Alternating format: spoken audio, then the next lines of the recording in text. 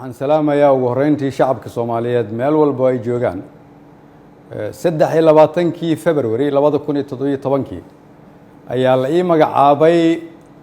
xilka ra'iisul wasaarenimada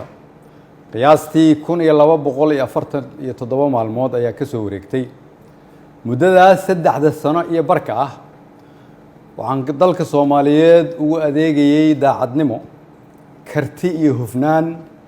anigoo aaminsan inay ahayd waajib dalkayga iyo dadkayga iga saaran muddadaas xukuumadda iyo aniguba waxaan ku guuleysanay howlo waaweyn waxaa ka mid ahaa inaan dib u habeyn ballaaran oo dhaxalgal ah ku samayno ciidamada qaranka oo maanta soo gaaray meel ay u diyaarsan yihiin inay la wareegaan amniga guud ee dalka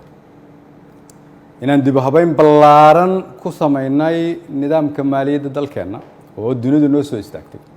soo celinay kalsoonidii uu caalamku nagu qabay kuna qabay hay'adaheena dhaqaale oo inoo saamaxday in laynaga cafiyo deyn lagu lahaa dalkeenna muddo dheer dadaalkaasi waxa uu ku dhacay soo jeed iyo iyadoo la geliyey wakhti badan waxaan la dagaalanay musuqmaasuqa waxaan gudbinay shuruucdii ugu badnaa ee xukuumadda ay gudbiso waxaan ku guuleysanay mushaarka shaqaalaha bixinteeda iyo mushaarka ciidanka oo bil walba laga soo bilaabo Janaayo 2017 uu qof waliba qaatay waxaan ku guuleysanay dowlad wanaag iyo amaano waxaan ku guuleysanay annagoo dib u soo nooleynay sharaftii ummadda Soomaaliyeed si loo ilaaliyo dhammaan guulahaas ay xukuumadda iyo shacabka Soomaaliyeed gaareen dhammaan shacabka Soomaaliyeed oo qayb ka ahaa rabana in la sii joogteeyo waxaa lagama maarmaan ah ilaalinta nidaamka awood isku wareejinta dalka oo si dimuqraadi ah u dhacda anigoo gudanaya waajibka arrinkaas iga saaran ayaan xukuumadda faray inay ka shaqeyso in dalku aado doorasho lagana fogaado muddo kororsi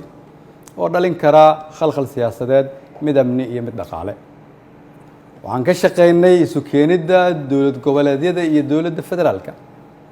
isugu keenay magaalada Dhuusamareeb si go'aan loo dhan yahay looga gaaro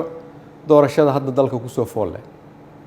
waxaan isku raacnay in la isku soo laabto 15 Agoosto si loo dhammaystiro geedi socodka doorashooyinka dalka inkasta oo kulamadii Dhuusamareeb horumar fiican laga sameeyay haddana waxaa muuqata in weli uu socdo fikirkii ku aadanaa muddo kororsiga oo salka ku hayay wixii maanta ka dhacay golaha shacabka fikirkaas oo aan mar hore ka digay oo aan aaminsanahay inuu keeni karo khalkhal siyaasadeed dalkana dib u celin karo ayaan waxaan mar kale xasuusinayaa ummadda Soomaaliyeed in dalka 4 sano mar ay doorasho ka dhacdo iyadoo xukunkii ay qoro isu dhiib inay tahay dhaqan sax ah oo dalkan lagu bartay ayna tahay kulligeen inaan ilaalino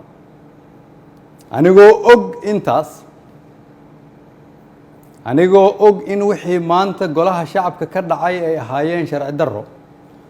aan loo marin habraacii saxda ahaa ee xilka qaadis xukuumadeed anigoo og inaanay ku jirin ajandaha anigoo og inaan laga doodin anigoo og inaan loo codayn anigoo og inaanay waafaqsanayn dastuurka iyo shuruucda dalka haddana waxaan go'aansaday inaan anigu ummadda Soomaaliyeed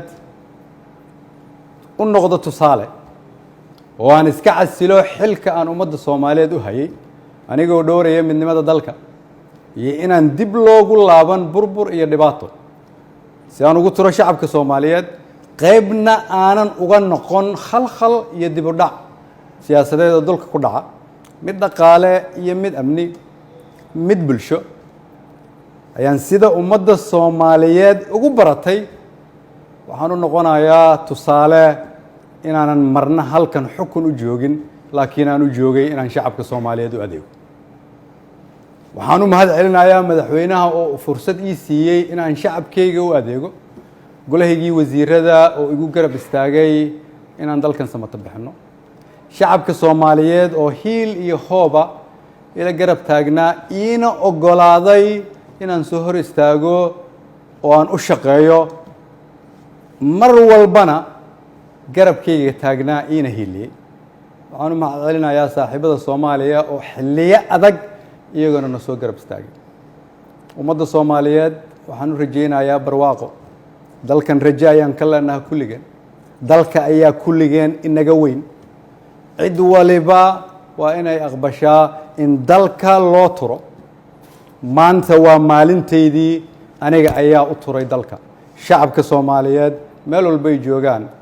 waxaan leeyahay waxaan idinkuga adeegay awooddii ugu sarreysay oo aan awoodo